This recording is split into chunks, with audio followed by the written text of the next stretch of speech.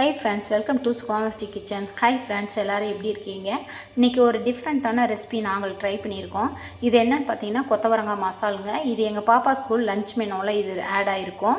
இது நாங்கள் சாப்பிட்டு பார்த்தோம், செம சூப்பராக இருந்துச்சு. அதனால் நம்மளும் ட்ரை பண்ணலான்னு பண்ணியிருக்கோங்க ஃப்ரெண்ட்ஸ்.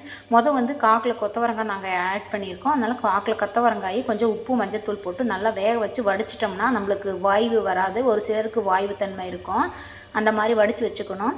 இதுக்கு நல்ல ஒரு பெரிய சைஸ் பல்லாரி வெங்காயம், சின்னதாக இருந்தால் 2 பல்லாரி வெங்காயம், ஒரு தக்காளி ஆட் பண்ணணும். இதுக்கு ஒரு கடாயில் ஆயில் ஊற்றி கொஞ்சோண்டு கடுகு போட்டு பல்லாரி வெங்காயம், தக்காளி, கருவேப்பிலை எல்லாம் போட்டு நல்லா வதக்கணும். முக்கால்பாகம் வெந்த பிறகாடி நம்ம ஒரு 1/2 ஸ்பூன் இஞ்சி பூண்டு பேஸ்ட் போடணும்.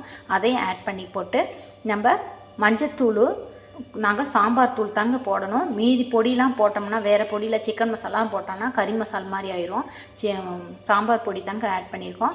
போட்டு நல்லா வச்ச பிறகாடி அதிலே ஒரு 1/2 டம்ளர் நல்லா திக்கான தலை தேங்காய் பால் ஊற்றி நல்லா கொதிக்க வச்சு இந்த வேக வச்ச காயையும் போட்டு ஆட் பண்ணி தேவையான அளவு உப்பு போட்டு நம்ம கலக்கி இந்த அளவுக்கு தாங்க இருக்கணும்.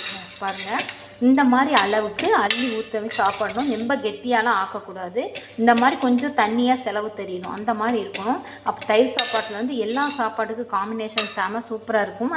டச்சர் மட்டும் இந்த அளவுக்கு இருக்கிற மாதிரி பார்த்துக்கோங்க, செம சூப்பராக இருக்கும். நீங்களும் ட்ரை பண்ணி பாருங்கள். இந்த ரெசிபி பிடிச்சிருந்தா ஃப்ரெண்ட் அண்ட் ஃபேமிலிக்கு ஷேர் பண்ணி கமெண்ட் பண்ணி மறக்காமல் சப்ஸ்கிரைப் பண்ணுங்கள். தேங்க்யூ.